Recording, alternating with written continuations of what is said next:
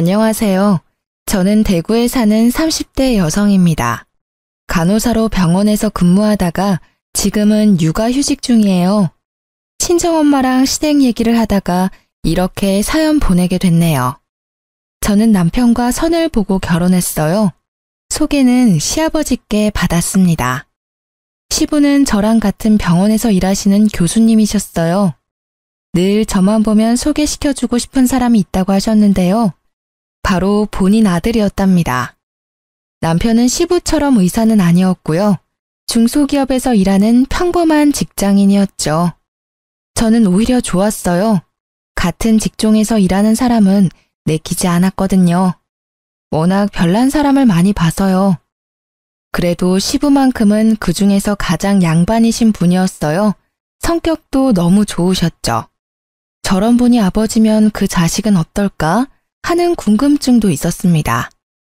남편은 인상도 좋고 멀끔했어요. 남편과는 선을 보고 몇 개월 뒤 바로 결혼했어요. 눈 깜빡해보니 어느새 결혼식장이더라고요. 그리고 신혼여행을 다녀온 뒤 바로 임신이 됐습니다. 남편은 아이를 가진 저를 살뜰히 챙겨줬어요. 시댁 식구들도요. 그래서 저는 결혼 잘했다 라고 생각했죠. 아이를 낳고 나서야 이 결혼 뭔가 잘못됐다는 생각이 들었습니다. 여보, 체중계 올라가 봐. 응? 갑자기 무슨 체중계야? 아, 얼른 올라가 봐. 남편은 아기 분유를 먹이고 있는 저에게요. 새벽부터 체중계에 올라가 보라고 보챘습니다. 남편의 재촉에 저는 얼떨결에 아이를 안고 체중계에 올랐습니다. 우리 아기가 3.8kg였나? 대충 4kg 빼면. 와, 당신 미쳤어? 아니, 갑자기 소리를 질러. 소영이 분유 먹이고 있잖아. 저는 놀랐지만 소근소근 말했어요. 그런데 남편은 여전히 큰 목소리로 제게 말했습니다. 아니, 그게 문제야? 당신 웨딩드레스 입을 때 몸무게 50kg도 안 됐잖아. 근데 지금 애 몸무게 빼도 63kg야. 이해가 안 된다. 당신 지금 아침부터 뭐 하는 건데? 뭐 하기는? 이제 애 낳았으니까 당신 몸무게 얼마나 돌아왔나 확인했지. 장난해? 지금 잠도 못 자고 졸면서 애 분유 먹이는 사람한테 이게 할 짓이니? 잠을 못 자서 부은 건가? 63보다 어째 더 나가 보여.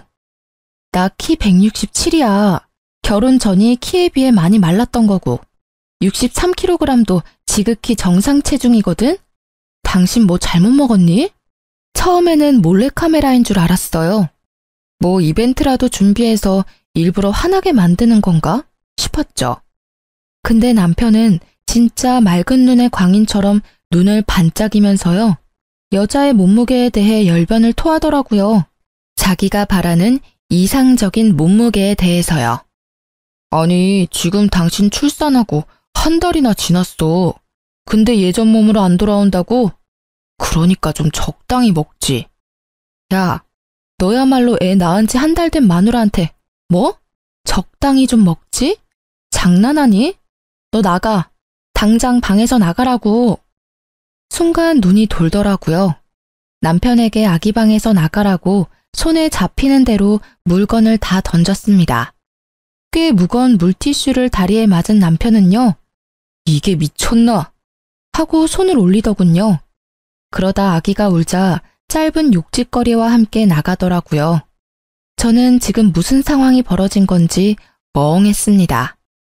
아이를 재우고 나서야 화장실에 가서 입을 틀어막고 울었어요. 밤새 칭얼거리는 아기를 돌보느라 잠도 못 자고 온몸이 퉁퉁 부어오른 제 모습이 거울에 비치는데 정말 많이 서러웠어요.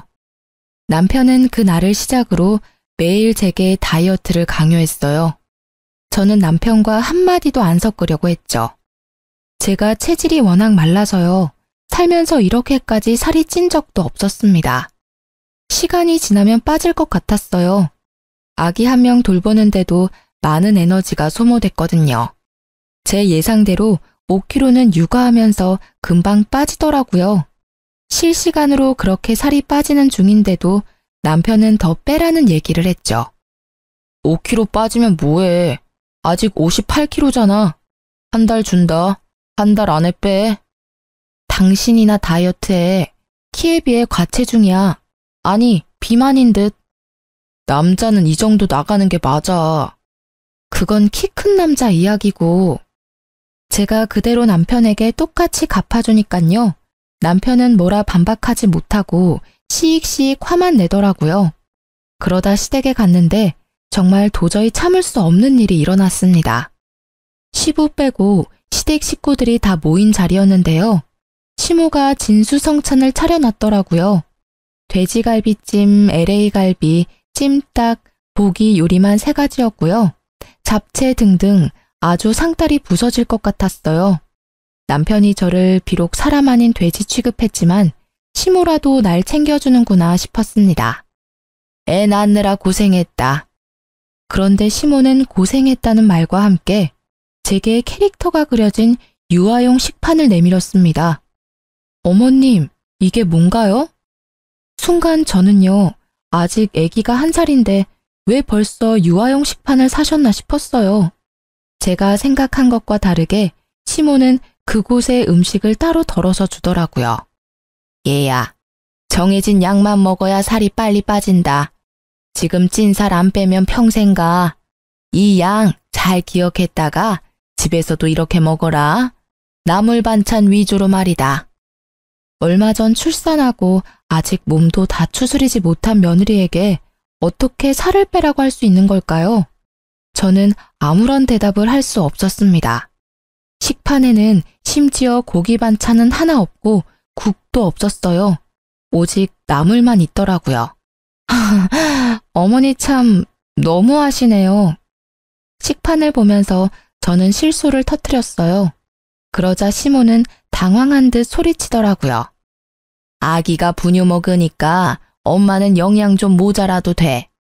미용적으로 살 빼는 게 우선이지. 예.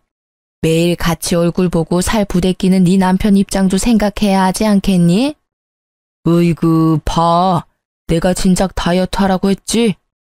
남편은 시모를 거들어서 제게 면박을 줬어요. 아이 낳고 처음 방문하는 시댁이었는데 그런 대접을 받다니 너무 충격적이었습니다. 순간 욱했지만 저는 그 자리에서 싸우기 싫어 말을 더 보태지 않았죠.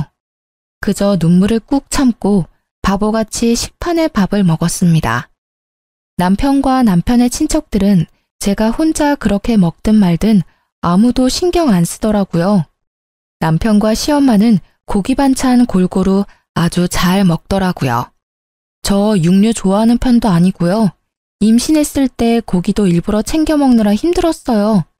어차피 따로 덜어주지 않아도 나물 말고는 다른 반찬 손도 안 갔을 거예요. 그런데 굳이 수치스럽게 저만 식판에 밥을 줬어야 했을까요? 집에 도착하자마자 저는 참았던 눈물과 서러움이 폭발했습니다. 아니, 어머님 나한테 어떻게 그러셔? 애 낳은 지 얼마 안 된 며느리한테 어떻게 그런 대접을 하셔? 식판이 뭐야, 식판이. 다른 친척분들도 다 계시는데. 내가 애 낳은 지 1년이 됐어, 2년이 됐어. 당신이랑 어머님 정말 너무한 거 아니야? 아님, 당신이 나 다이어트 안 한다고 뭐라고 말했니? 어머님, 당신 때문에 저러시는 거야? 답답해. 진짜 모르는 소리 한다. 한 달이 2달 되고 2달이 3달 되는 거야. 그렇게 1년 금방이고. 우리가 다 당신 몸 생각해줘서 하는 말이잖아. 그러게, 진작에 운동했으면 됐잖아. 살 빼려고 스스로 노력이라도 했으면 좀 좋아? 으휴, 겨우 2년차 부부인데 설렘이 다 사라졌어. 알아? 여자로 안 보인다고. 시모의 충격적인 행동과 남편의 독설에 저는요, 잠을 못 잤는데도 전혀 피곤하지 않더라고요. 말이 안 통한다는 걸 깨달았으니 어떻게 복수하지? 온종일 생각했죠. 알겠어. 나 독하게 한번 다이어트 해볼게. 당신이 그토록 원하는 다이어트 내가 보란 듯이 해줄게. 진짜? 그래, 잘 생각했어. 내가 응원할게. 열심히. 화이팅! 당신도 남편 사랑 받고 싶지? 무조건 여자는 날씬해야 돼. 그래야 매력 있어. 제가 다이어트 한다고 하자 남편은 콧노래를 부르더라고요. 정말 얄미웠어요. 다음날 저는 바로 유아용 식판 2개를 구매했습니다. 이게 뭐야? 뭐긴 뭐야, 당신 식사지. 얼른 앉아서 먹어. 그러니까 이 어린이 식판 뭐냐고. 아, 내 거 사면서 당신 것도 샀지. 당신 살 너무 많이 쪘길래. 나도 실은 말 안 했는데 어제 당신 배 보는데 순간 너무 깨더라. 당신도 나 볼 때 그런 느낌이었어? 아휴, 우리 아직 30대잖아. 왜 이렇게 찐 거야? 지금부터 관리해야 40대 배불뚝이 아저씨 안 된다. 뭐? 말 나온 김에 체중계 올라가 볼래? 아니, 이 여자가 지금 뭐라는 거야? 장난치지 말고 내 밥그릇 내놔. 밥그릇이 왜 필요해? 우리 앞으로 밥은 식판에다가 먹을 거야. 살 빠질 때까지 계속. 그때 어머님이 알려줬던 방법이 참 좋더라고. 당신도 나랑 이렇게 먹다 보면 아마 금방 감량할 거야. 남편은 저를 가만히 노려보다가요. 밥을 먹지 않고 그대로 출근했습니다. 애초에 국은 끓이지도 않았고요. 반찬은 채소뿐이었어요. 브로콜리 데친 것과 콩나물 무침 이런 식으로요. 시모가 했던 그대로 아주 똑같이 베꼈죠. 그런데 웃긴 건요. 처음에는 손도 안 대던 남편은요. 며칠 계속 그렇게 차려주니 먹기는 먹더라고요. 자기가 할 줄 아는 요리는 없고 라면만 먹기 질렸겠죠. 저는 결혼 전에도 채식 위주 식사를 했기에 매끼 나물 반찬만 먹어도 나쁘지 않았어요. 그런데 남편은 애기 입맛이라 햄이랑 고기 없으면 밥을 못 먹거든요. 햄이라도 좀 구워봐. 햄 없어? 햄? 햄이 먹고 싶어? 당연하지. 사람이 어떻게 풀떼기만 먹고 사냐? 콩고기로 만든 떡갈비가 있거든? 잠시 기다려봐. 그거 구워줄게. 당신 내가 콩 엄청 싫어하는 거 몰라? 아, 몇 살인데 편식이야. 콩맛 안 나고 고기맛 나니까 걱정 마. 안 먹어. 안 먹는다고. 우리 건강을 위해서잖아. 그러다 남편이 저 몰래 치킨이라도 시키면요. 당신 치킨 시켰더라? 어쨌어 내 치킨? 유혹에 그렇게 쉽게 질 거면 배달 어플을 지워. 뭔 소리야. 치킨 내놔. 식탁에 있어. 맛있게 먹어. 이게 뭐야? 왜 이것뿐인데? 저는 식판에 퍽퍽 썰인 닭가슴 부위를 한 조각만 뒀어요. 뭐긴 뭐야. 우리 지금 관리 중이잖아. 한 조각이면 충분해. 뭐? 관리는 네가 하는 거고. 어머, 관리는 둘 다 해야지. 당신은 비만이잖아. 남편은 입을 꾹 다물고 말 못하더라고요. 지가 봐도 자기가 뚱뚱한 거 알았겠죠. 그리고 시댁에 갈 일이 생겼는데요. 저는 어김없이 부부 식판을 챙겼습니다. 어머님, 제가 식판 가져왔어요. 알아서 덜어 먹을 테니 걱정하지 마세요. 여보 거도 들고 왔지. 시모는 남편에게 들은 게 있는지 가만히 저를 노려봤습니다. 잘못했어. 잘못했다고. 제발 그만 좀 해. 식판 2개 다 갖다 버려. 남편은 식판을 숨기고는 제게 싹싹 빌었죠. 시모는 곧 그런 남편이 불쌍한지 제게 사과하더군요. 내가 생각이 짧았다. 미안하다. 그러니 너도 그만하거라. 시모는 자기 아들이 제대로 못 먹고 사는 건 죽어도 싫었나 봐요. 그 이후로 저는 식단을 안 해도 알아서 체중 감량됐고요. 남편은 점점 더 쪘어요. 그동안 못 먹은 게 한이 됐었나 봐요. 저는 남편이 살이 뒤룩뒤룩 쪄가도 아무 말도 안 했습니다. 나중에 보다 못한 시모가 남편에게 한마디 하더군요. 어머, 너 그만 좀 먹어라. 뱃살이 이게 뭐니? 아휴. 남편은 아랑곳하지 않고 며칠 굶은 사람처럼 밥을 개걸스럽게 먹더라고요. 그러다 시모는 제 가방에 괜히 딴지를 걸었어요. 얘, 너 그 가방 비싸 보인다. 네 돈으로 샀냐? 아, 저거 아빠가 사준 거야. 애 낳은 거 수고했다나 뭐라나. 참 우리 아빠지만 진짜 너무해. 아들은 아무것도 안 주고. 사실 시아빠께서요. 출산하느라 너무 고생했다고 레스토랑에 저랑 남편만 불러서 비싼 밥 사주셨거든요. 그때 저한테 커다란 쇼핑백을 내미시는 거예요. 얘야, 새애기야. 내가 내 아들이랑 결혼까지 시켜놓고 항상 못 챙겨줘서 미안했다. 출산 때도 못 가봐서 미안하구나. 시아비로서 해준 게 없어서 이거라도 준비했다. 쇼핑백을 열어보니 여자라면 한 번쯤 가지고 싶어하는 그 브랜드 가방이었습니다. 저는 시댁 식구들을 포함해서 남편에게도 받아본 적 없는 축하도 받고요. 가격을 떠나서 절 위한 선물까지 주셔서 감동의 눈물을 글썽였었죠. 여태 다른 사람들에게는 살 빼라고 구박만 받았으니까요. 남편은 질투가 나는지 입을 삐죽대더군요. 아니나 다를까 집에 돌아와서는 제게 성질 부리더라고요. 야, 임신은 너 혼자 하냐? 내가 도운 거잖아. 라고 제게 비아냥거렸어요. 저는 그런 남편에게 출산은 나 혼자 했잖아. 얼마나 아픈지 당신이 알아? 라고 비꼬았죠. 아무튼 그 가방을 제가 시댁에 올 줄 모르고 들었던 거예요. 뭐?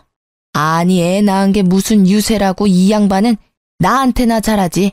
그랬으면 이혼도 안 했을 텐데 말이다. 예, 어디 보자. 시모는 제 가방을 낚아채서 이리저리 살펴봤습니다. 아차 싶었죠. 시부모님은 성격 차이로 10년 전 이혼하셨어요. 그래서인지 시부가 절 챙기면 시모는 늘 못마땅해 하더군요. 참나, 국내에 몇 개 안 들어온 가방이네. 세상에 며느리한테 누가 이런 걸 선물한다니? 생각 없이 받은 너도 참 그렇다. 애 키우는 사람이 이걸 들고 다닐 생각해? 아니 딱 봐도 비싼 거 알겠는데 네 눈에는 이 가방 견적이 안 보이냐? 받았으면 말이다. 들기 전에 나한테 먼저 가져왔어야지. 엄마, 저 가방 갖고 싶어? 당신 그 가방 오늘 처음 든 거 아니야? 당신이 써봤자 기저귀 가방이잖아. 우리 엄마 줘. 남편은 여전히 철없이 말했죠. 그러자 시엄마는 기분 나쁜 듯이 이야기했습니다. 얘는 제가 이미 든 순간 준 거지. 난 됐다. 다음에 이런 거 받으면 곧장 나한테 들고 와라. 날 기만하는 것도 아니고. 시모는 하루 종일 가방 타령에 궁시렁거렸습니다. 그리고 말도 안 되는 말을 곧 늘어놓기 시작했죠. 가만 보니 네 시아빠가 며느리 말에 꿈뻑 죽나 보지? 너 손녀 낳아줬으니까 그 보답으로 돈 좀 달라고 해봐라. 돈이요? 그래, 나도 며느리 덕 좀 보자. 어머님, 애 낳았다고 어떻게 돈을 달라 해요? 어머, 가방은 냉큼 받아놓고는 돈은 왜 말 못해? 가방은 아버님께서 선물로 주신 거고요. 손녀 낳았으니 제가 돈 달라고 말하는 건 예의가 아닌 것 같아요. 주신다고 해도 저도 안 내키고요. 제 딸 가지고 돈 거래하는 거 싫어요. 뭐? 어이구, 고고한 척은. 기회가 자주 올 것 같냐? 네가 애를 뭐 두세 명 더 낳을 거야? 지금 낳았을 때가 돈 뜯어낼 기회란 말이다. 제가 아버님 만나서 용돈이라도 받으면요. 한 푼도 안 쓰고 어머님 다 드릴게요. 그러니 그만 말씀해 주세요. 듣기 너무 힘들어요. 아이고 며느님, 너 잘나셨어요. 용돈? 웃기고 있네. 너 설령 푼돈 가지고 나한테 생색낼 생각하지 마라. 그렇게 어머님이 가방 가지고 난리를 피우셔서 저는 한동안 그 가방을 들지 않았습니다. 아깝기도 했고요. 그래서 집에 고이 모셔놓았는데요. 아니, 어느 날 보니 가방이 없어졌더라고요. 여보, 혹시 내 가방 못 봤어? 무슨 가방? 그때 아버님이 주신 가방 말이야. 잘 찾아봐. 어디 있겠지. 샅샅이 다 찾아봤다고. 그런데 없어. 아, 나 기억났다. 뭐가 기억나? 너 저번에 친정 갔을 때 엄마 왔었거든. 그때 잠시 빌린다고 가져갔던 것 같은데. 뭐? 그걸 왜 이제야 말해. 그리고 가져가신다 해도 당신이 못 가져가시게 했어야지. 저는 시모에게 가방을 받으러 시댁에 갔습니다. 어머님, 제 가방 가져가셨어요? 가방? 그래, 내가 가져갔다. 아니, 너는 싹수가 없는 거니 아님 눈치가 없는 거야. 시애미도 못 드는 비싼 가방을 감히 네가 들려고 해? 어머님, 그럼 저 어떡해요? 아버님이 물어보시면 어머님 드렸다고 하면 돼요? 말이라고 하니? 시아빠가 안 물어보게끔 행동 잘해야지. 그리고 나도 가방 하나 준비했다. 드레스룸에 다녀온 시모는요, 자그마치 10년 전 비싸게 주고 산 명품이라며 다 낡은 가방을 제게 내밀었습니다. 이게 뭐예요, 어머님? 어머, 진짜 얘 속물인 거 봐라. 왜 내 선물은 기쁘게 안 받아? 네 시아빠 선물만 기쁘냐? 기쁘죠. 기쁜데요. 아버님이 주신 가방은 진짜 못 드릴 것 같아요. 우선 제 원래 가방부터 돌려주시면 안 돼요? 참나, 네 태도 봐서 주마. 내가 준 가방을 앞으로 계속 들고 다니는지 지켜보마. 내 가방도 네가 기쁘게 잘 들고 다니면 돌려주고. 저는 시모의 말도 안 되는 조건을 따르기로 했습니다. 시아빠가 전화가 왔었거든요. 제가 모를까봐 전화하셨대요. 주신 가방 제일 안쪽에 1,000만 원 수표 넣어 놓으셨다고요. 너무 놀란 저는요, 얼른 제 가방을 찾아와야겠다 마음 먹었습니다. 그리고 아버님에게 제 돈으로 1,000만 원 입금해 드렸어요. 전화하시면 혼내실 것 같아서 전화는 차마 하지는 못하고요. 아버님, 가방만 받겠습니다. 돈은 너무 과해요. 나중에 둘째 낳으면 주세요. 라고 문자를 남겼어요. 그리고 저는 작업을 시작했습니다. 제 톡 프로필 사진에 시모가 준 가방 사진을 올렸습니다. 그리고 사진 밑에 짤막한 글을 남겼죠. 이건 어머님께서 주신 세상에 하나뿐인 가방. 시모는 제가 올린 사진을 봤는지 바로 전화 오더라고요. 사진 뭐냐? 네? 뭐가요? 가방 말이다. 뭐 자랑이라고? 어머, 무슨 말씀을 그렇게 섭섭하게 하세요. 언제는 기쁘게 들라고 하셨잖아요.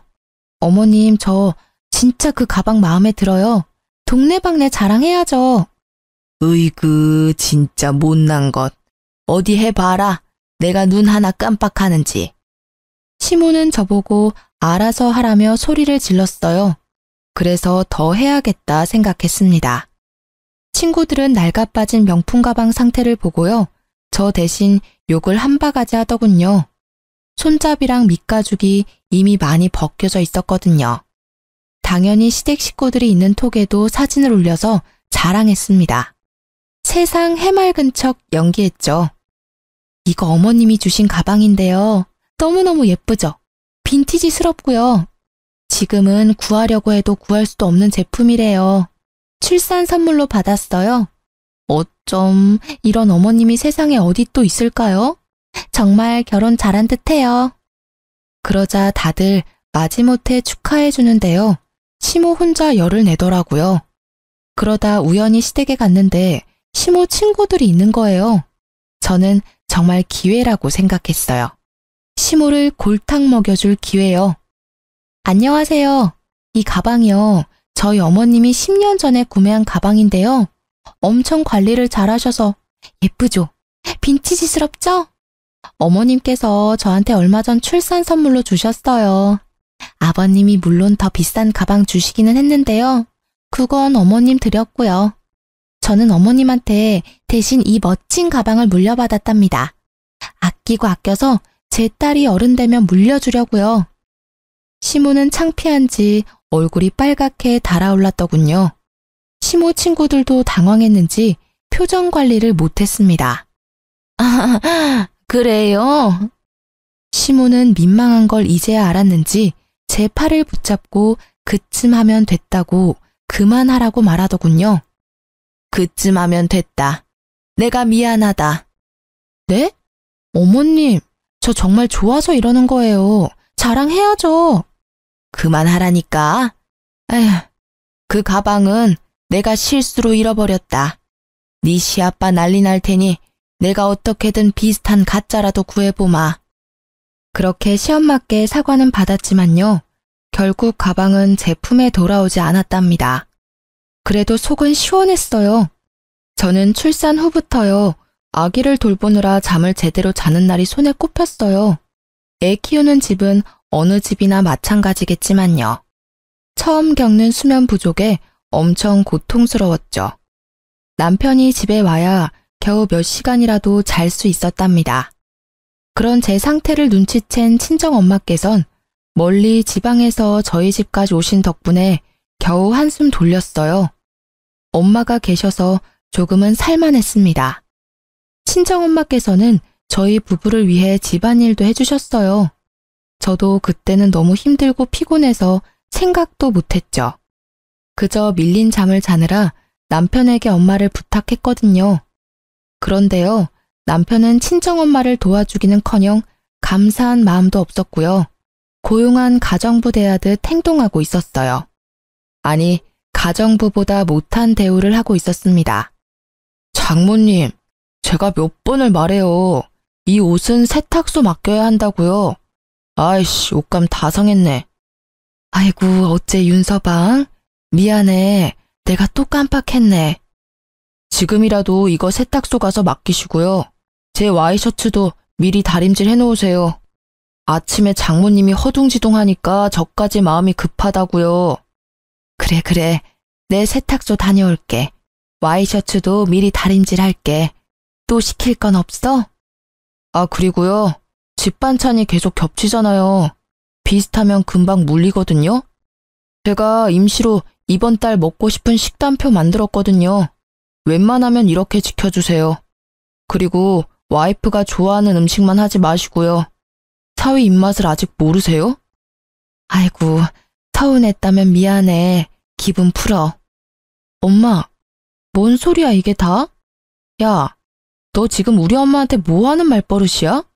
네가 뭔데 우리 엄마를 가정부 취급해? 세탁소 네가 가. 어디 장모님 어려운 줄 모르고. 너 돌았니? 우리 힘들까봐 집에도 안 가시고 도와주시는데 감사해하지는 못할 망정 감히 이따위로 대접해? 참나, 애 본다고 나 몰라라 할 때는 언제고. 너는 애가 네 전부냐? 남편은 안 보이지? 둘 다 그만해. 싸우지 마. 난 괜찮으니까. 그쵸? 괜찮죠? 봐, 장모님 괜찮다잖아. 자기가 원해서 하는 일이잖아. 딸내미 보살피고 싶어서 저러시잖아. 근데 왜 넌 나한테 난리야? 너야말로 돌았냐? 하늘 같은 서방한테 야야거리고. 야, 우리 엄마한테 예의 있게 굴어. 이혼하고 싶어? 네 새끼 내가 힘들게 낳고 키워주니까 뭐가 어째? 너 니네 엄마한테나 이런 취급해. 왜 우리 엄마한테 그래? 어른 공경하는 법 못 배워먹었니? 아유, 진잘머리나. 툭 하면 욱해가지고는. 야, 임신하면 다 너처럼 되는 건 아니거든? 장모님, 똑똑히 보셨죠? 제가 저러니 제가 숨이 안 막히겠어요? 정이 안 간다고요. 이혼하고 싶어요. 에이씨. 이혼? 내가 할 말이야, 이 자식아. 친정엄마 앞에서 할 말 안 할 말 다 하는 남편. 정말 화가 났어요. 저는 마침 잘 됐다고 이혼하자고 악을 썼죠. 남편은 뭐라 욕짓거리를 내뱉고요. 그 뒤로 집에 안 들어왔습니다. 시댁에서 자는 듯 했어요. 남편의 외박이 길어지자 친정엄마께서는 또 제게 미안해 하셨죠. 엄마 때문에 이게 무슨 일이냐? 너도 윤서방도 지금 예민해서 그래. 가장 많이 싸울 때가 아이 낳았을 때야. 가장 행복하지만 가장 서로 지칠 때지. 서로의 민낯을 보는 시기란다. 너가 윤서방 한 번만 용서해줘라. 엄마 봐서 화해해. 저는 엄마가 속상한 건 싫어서 또 말을 들었습니다. 시간이 지나니까 제가 남편에게 너무했나 착각도 했어요. 남편에게 먼저 연락을 해봤지만 톡도 보지 않고요. 전화도 안 받더라고요. 그때 마침 시모가 먼저 시댁에 잠깐 오라고 전화가 왔어요. 저는 아이를 엄마께 맡기고 시댁에 갔습니다. 이번에는 또 얼마나 저를 혼낼까 싶었죠. 단단히 마음먹고 갔는데요. 시모는 별 말 없이 남편에게 줄 음식들을 챙겨줬습니다. 우리 아들 요즘 잘 먹고 다니냐? 오랜만에 엄마 집밥 그리울 것 같아서 몇 가지 만들었다. 근데 애는 어쩌고 혼자 왔냐? 친정엄마께서 오셔서요. 그래? 다행이네. 장모한테 잘 얻어먹고 있나 보구나. 요즘 통 얼굴을 안 비추는 게 많이 바쁘다냐? 네? 남편이요? 그래, 그럼 내가 누굴 말하겠니? 얼이 빠져가지고는 친정엄마 있을 때 많이 자둬라. 네, 남편 잘 있어요. 보아하니 남편은 이때까지 시댁에서 잔 게 아니었습니다. 저는 뭔가 쎄한 느낌이 들었죠. 하지만 시모에게 물어보지 못했어요. 시부에게 전화해 보려다가 그쪽으로 갈 리는 또 절대 없어서요. 혼자 끙끙 앓았습니다. 남편은 여전히 전화를 안 받았어요. 저는 다음날 점심에 그의 회사 부근으로 찾아갔습니다. 근처 카페에서 기다리려고 하는데요. 어디서 많이 본 남자가 있었어요. 네, 저희 남편이요. 처음 보는 어떤 여자랑 꽁냥거리고 있었어요. 잘못 봤나 싶어서 5분 정도 계속 지켜봤는데 일반적인 사이가 아닌 듯 싶더라고요. 저는 가슴이 쿵 내려앉았죠. 너 지금 뭐하니? 남편은 저를 보자마자 귀신 본 듯이 놀랐어요. 그리고 그 옆에 여자도요. 그게 다가 아니었어요. 매우 낯이 익은 가방이 보이는 거예요. 네, 여자가 들고 있는 가방은 분명 시아빠가 제게 준 선물이었어요. 야, 설마 이거 내 가방이야? 네가 빼돌렸었어? 둘이 뭔 사이야? 너 바람피니? 당신 뭐야? 뭔데 남의 남편이랑 히덕거려? 어머, 그런 거 아니거든요? 참지 못하고 카페 안에서 고래고래 소리를 질렀죠. 큰 소리가 나자 순식간에 집중됐어요. 절 노려보던 여자는 곧바로 얼굴을 가리며 도망갔죠. 가방도 두고요. 아니, 당신 갑자기 어디서 튀어나온 거야? 그리고 똑같은 가방이 세상에 한두 개냐? 이거 네 가방 아니야. 이 가방은 우리 엄마가 가져갔잖아. 바람이라니? 회사 동료야. 너 이제 어쩔 거야? 너 때문에 놀라서 저렇게 가버렸잖아. 아, 회사 동료랑 왜 단둘이 카페 구석진 자리에 앉아 있었어? 동료끼리 그렇게 꽁냥거린다고? 그게 말이 돼? 저는 남편을 밀쳐내고 가방 안을 뒤졌어요. 진짜 뭐 하는 짓이야? 왜 남의 가방을 뒤지고 그래? 진짜 억울하거든? 뭔 생각인지는 모르겠지만 일단 집으로 가. 가방 이리 내놓고. 저는 적반하장인 남편의 아랑곳하지 않고요. 제 가방 안에 있는 그 낯선 여자의 물건을 다 쏟았습니다. 그러자 남편은 제 뺨을 날리더라고요. 짝하고 짧은 마찰음이 나자 사람들이 더 웅성거렸어요. 그리고 저는 발견했죠. 여자의 핸드폰 케이스 뒤에 있는 사진을요. 그 여자와 남편이 포옹을 하며 찍은 사진이었습니다. 이래도 아니라고? 감히 네가 내 뺨을 때려? 남편은 저를 때려놓고 들키자 어버버거렸어요.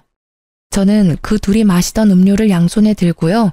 그대로 남편에게 부었습니다.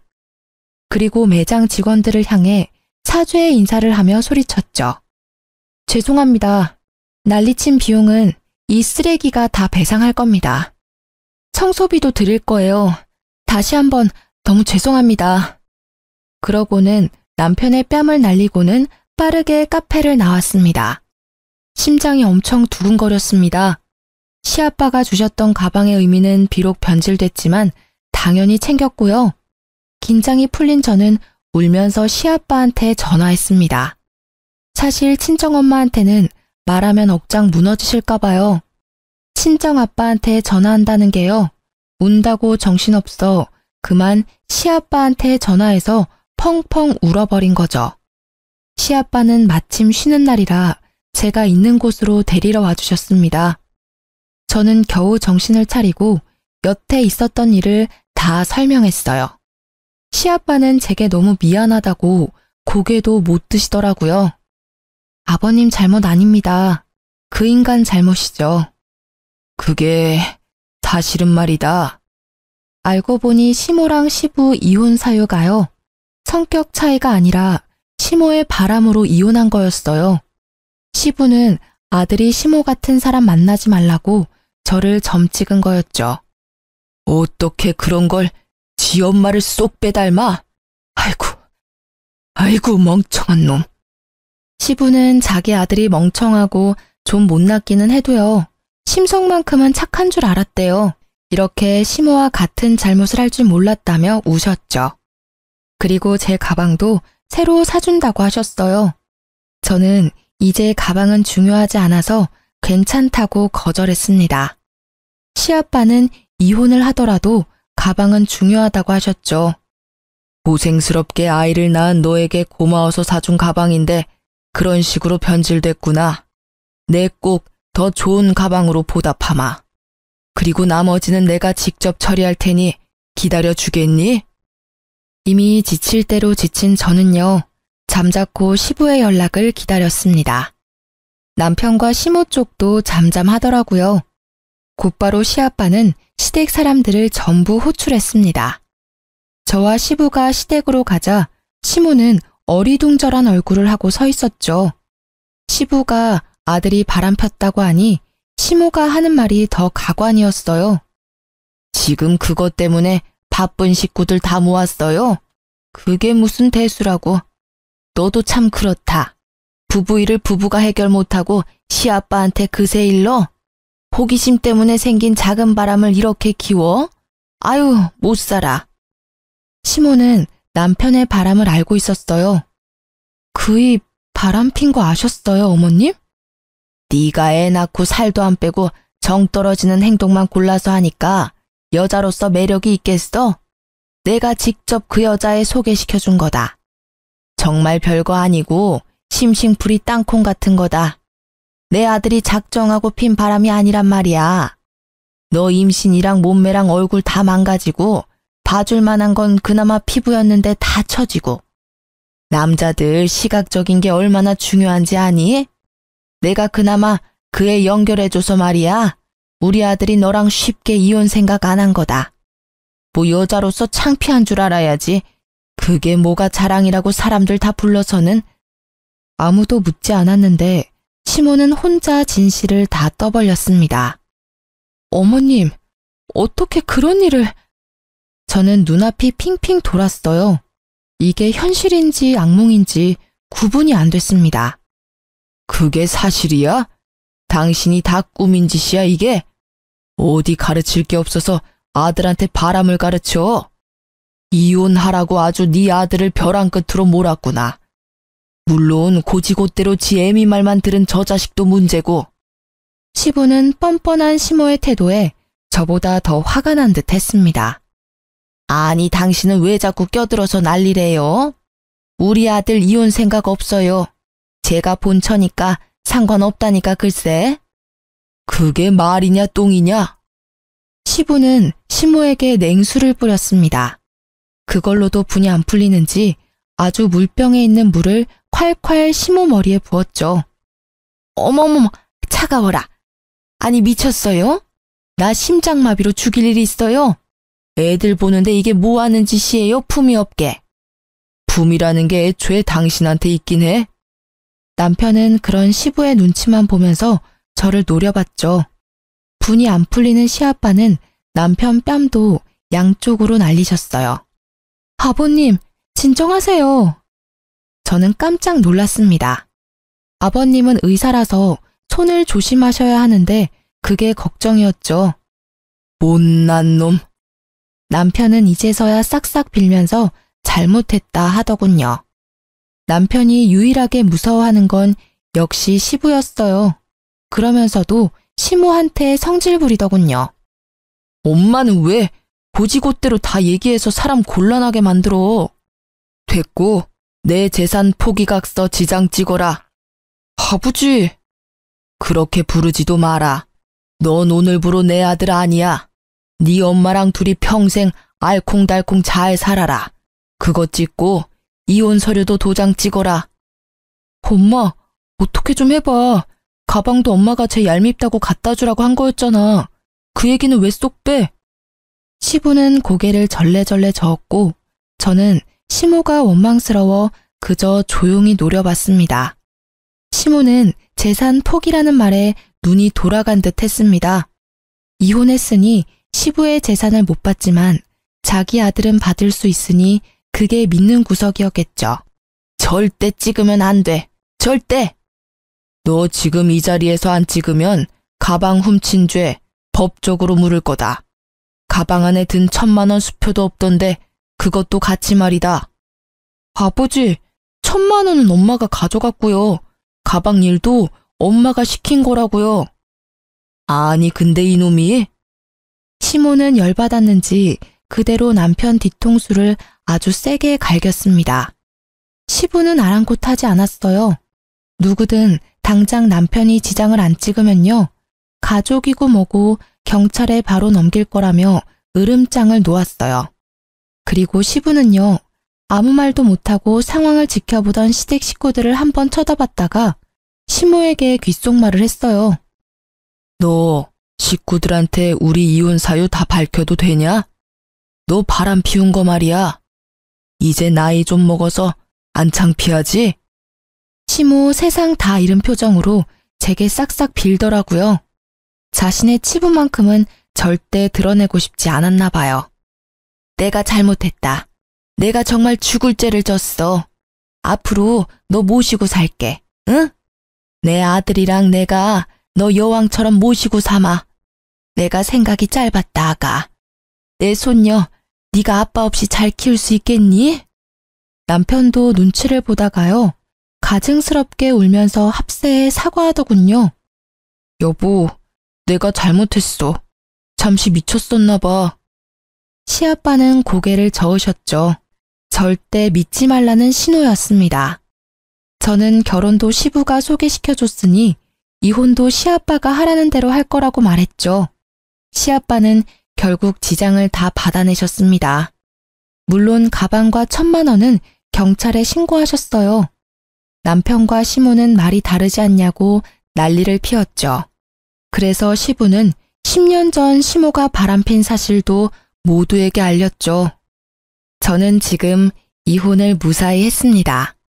양육비도 매달 받고 있어요. 물론 시아버지가 사주셨던 가방값과 1,000만 원은요. 양육비와 별개로 다달이 남편에게 입금받고 있어요. 정말 마음 같아서는요. 전 남편 회사 가서 바람 폈다고 창피 주고 싶었지만요. 그 사람이 일을 해야 돈을 받기 때문에 참았습니다. 시아버지께서는요. 제게 다른 가방을 선물해 주셨어요. 설마 하고 지퍼를 열었는데요. 이번에는 다른 수표가 한 장 들어있더라고요. 1억이었습니다. 놀라서 전화하니 시부는 남편에게 주기로 했던 재산 중 일부분을 제게 준 거라고 하더라고요. 그러면서 제게 말씀하셨죠. 아가, 내가 앞으로 얼마나 살지 모르고 또 병원 일을 얼마나 더 할지 모르겠다만 부디 우리 손녀 지 아빠 지 할미 닮지 않게 네가 잘 키워주겠니? 저는 아버님이 주신 그 돈을 나중에 아기를 위해서 쓰려고 따로 통장을 만들었어요. 끝까지 시부는 좋은 분이셨죠. 시모는 어떻게 됐냐고요? 아들 상속 못 받으니 매일 술에 쩔어서 산다고 하더라고요.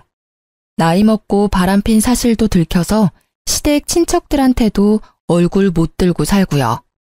전 남편도 시모에게는 그저 돈의 수단이었는지 아예 아들 취급하지도 않는데요. 전 남편도 엄마 취급 안 하고요. 파국이죠. 저는 좀 있으면 복직하려고 준비하고 있어요. 비록 혼자이지만 제 딸 열심히 키우려고요.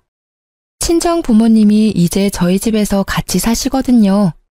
얼른 저 병원에 복귀하라고 아예 저랑 살림을 합치셨어요. 시부도 이제 시부는 아니시지만 언제나 제 딸을 할아버지로서 책임을 다해 주신다 하셔서 든든합니다. 사실 좋은 시부라는 남편의 배경 때문에 결혼한 것도 있는데요. 남편 그 자체로의 사람을 잘 모르는 상태로 결혼한 게 조금은 후회됐습니다. 하지만 어쩌겠어요. 이미 지난 일인걸요. 여러분들은 한 부분 말고요. 그 사람 전체를 제대로 알고 결혼했으면 좋겠어요. 부모가 좋은 사람이라고 다 좋은 자식인 건 아니더라고요. 긴 사연 들어주셔서 감사합니다. 보란 듯이 행복하게 살게요.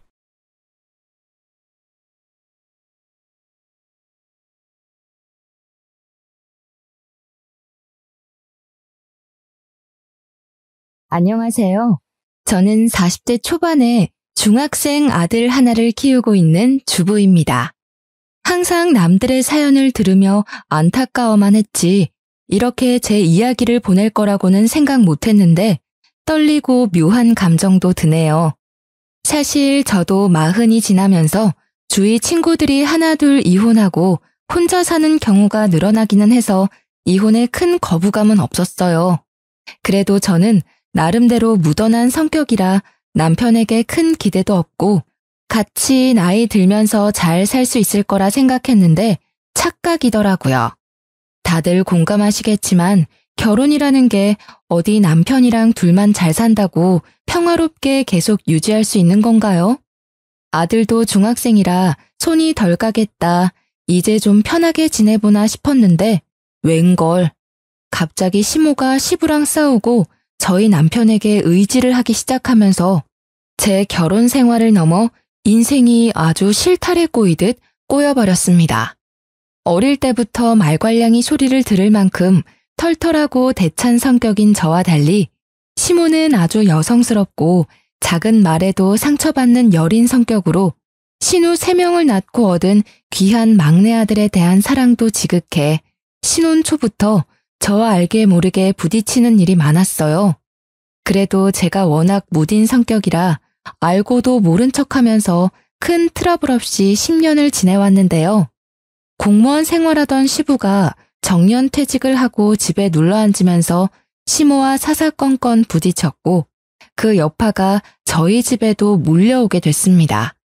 그렇게 이혼까지 하게 됐는데 창피해서 어디 말도 잘 못하겠고 답답하던 찰나에 이렇게 사연 듣던 곳이 생각나 이야기를 올려봅니다.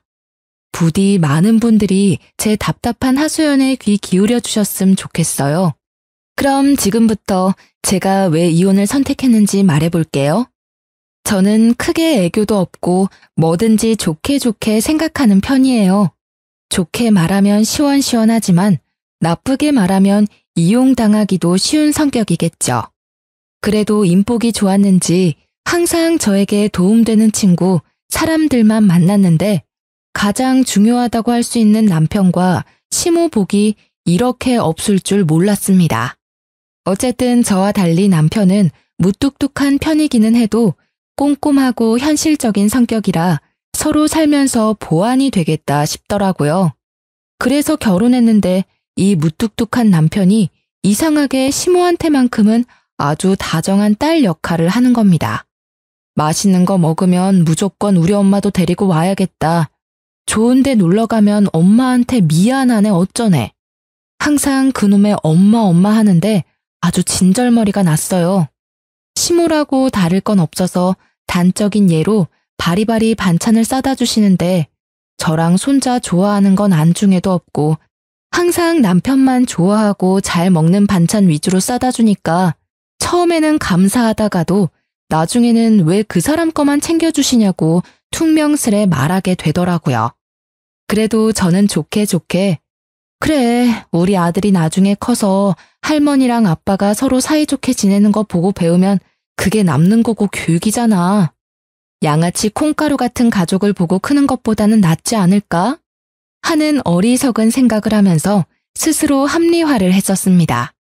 그런데 너무 이상했던 건 아들이랑은 이렇게 잘 지내면서 딸들이랑은 대면대면 했다는 거예요.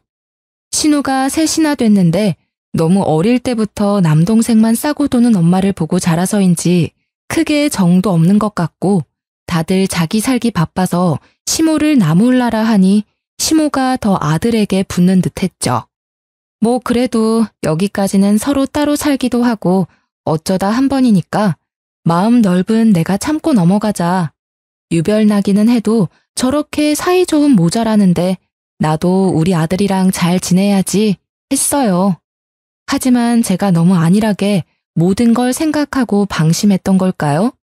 언제부터인가 시모가 저희 집을 찾는 빈도가 너무 많이 늘고 와서도 하루 이틀 자고 가면 안 되냐면서 빌붙는 횟수가 잦아진 겁니다. 처음에는 저도 회사 다니며 먹고 살기 바쁘다 보니까 딱히 저에게 뭐 차려달라는 요구나 기대도 없고 그냥 와서 본인이 밥 해주고 가시니 크게 신경 쓰지 않았어요. 그런데 이런 일이 너무 잦아지니까 무딘 저도 불편하더라고요. 생각해보니 시부가 정년퇴직하면서 빈도가 더 늘어난 것 같았어요. 그래서 남편이랑 신우들한테 슬쩍 떠봤더니 가부장적이고 보수적인 시부가 퇴직 후 매일 집에 있으면서 시모를 아주 들들 볶는다는 겁니다. 시모는 소녀 같은 성격이라 화초 가꾸고 그림 그릴 줄은 알아도 사실 청소하고 빨래하는 살림은 전혀 못하는 스타일이거든요. 그런데 매일 같은 공간에 있으면 아무리 사이좋은 사이라도 서로 단점이 보이고 지적질을 하게 되고 그러잖아요. 딱 시부랑 시모가 그래서 한번 눈에 거슬리니까 서로 다투고 시부 잔소리에 시모가 못 견뎌 집을 나오고 했던 거더라고요. 그렇게 하루 이틀씩 시모가 저희 집에 피신하듯이 와서 편하게 있다가 화 풀고 돌아가는 날이 반복되던 어느 날이었어요. 야근하고 돌아온 집에서 남편이랑 같이 있는 시모를 보고 저 진짜 기절 초풍하는 줄 알았습니다. 시모가 평소에 들고 오던 짐가방보다 더 큰 무슨 이민가방 같은 걸 들고 소파에 앉아 있는 겁니다. 어머, 어머니, 이게 다 뭐예요? 여보, 무슨 일이야? 여보, 엄마 가출했대. 뭐? 가출? 어머니, 아범이 무슨 소리 하는 거예요? 아버님이랑 싸우셨어요? 어머마, 나 진짜 너희 아버지랑 하루도 같이 못 있겠다. 진짜 내가 무슨 시녀도 아니고 얼마나 나를 몰아세우는지. 자기는 연금도 나오고 퇴직했으니까 쉬면서 대접받겠다 이 소린데 나도 같이 늙어가는 처지에 영감탱이 수발까지 들라는데 내가 그 소리 듣고 가만히 있을 수 있겠어? 나 너무 자존심 상해. 어머니, 그래도 아버님이랑 대화해서 푸셔야죠. 이렇게 집을 나와버리면 어떡해요? 아버님은 아세요? 지금쯤 막 찾고 걱정하시는 거 아니냐고요. 그 영감탱이 보는 데서 내가 짐 싸 나왔어. 걱정 마. 그것보다 내가 얼마나 수모를 당했는지 아니? 매일 집에 둘이 있는데 밥 줘라, 물 줘라, 빨래해라, 청소해라. 자기는 손 하나 까딱 안 하면서 아주 나를 들들 볶아대는데 아휴, 나 너무 승질나서 그 집에 같이 못 있겠어. 나 당분간 여기서 좀 지내면 안 되겠냐? 네? 여보, 나랑 방에서 얘기 좀 해. 시모가 애처럼 씩씩거리며 화를 내는데 솔직히 귀에 들리지 않더라고요.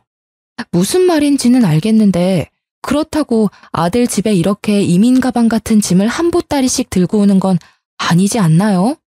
제 상식으로는 이해가 잘 안 돼서 어떻게 반응해야 하나 살짝 고민하고 있었는데 제 눈치를 보던 시모가 제 반응을 긍정적인 걸로 봤는지 이때다 싶어 선전포고를 하니 너무 당황스러웠습니다. 바로 남편을 방으로 데리고 와서 어떻게 할 건지 따져 물었어요. 그런데 이미 남편은 마음을 굳혔는지 별거 아니라는 듯이 굴더라고요. 며칠 만이야. 엄마가 뭐 평생 우리 집에 계시겠어? 본인도 불편한데 금방 돌아가시겠지. 지금은 두 분 감정이 많이 상했으니까 조금만 챙겨드리자, 어? 아니, 그런데 내가 진짜 이해가 안 돼서 그래. 내가 딸도 아니고 며느리인데 이렇게 같이 지내면 어머니도 불편하지 않아? 그리고 둘째 형님 이혼하고 혼자 계시잖아, 지금. 사위가 불편해서 못 가는 거면 그 집에 가서 지내면 되지. 왜 하필 우리 집이야? 우리 엄마가 당신을 그만큼 좋게 생각하는 거잖아. 당신이 누나들보다 더 편하고 그러신 거겠지. 당분간이야. 내가 부탁할게. 어? 미치겠다. 나는 어머니 불편해. 나도 일하고 집에 와서 편히 쉬고 싶다고.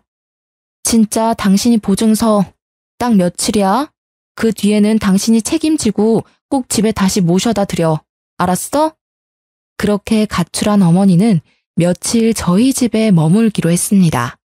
그런데 많은 분들이 예상하셨겠지만 며칠은 개뿔. 하루 이틀이 지나고 사나흘이 지나도 돌아갈 기미가 안 보이는 겁니다.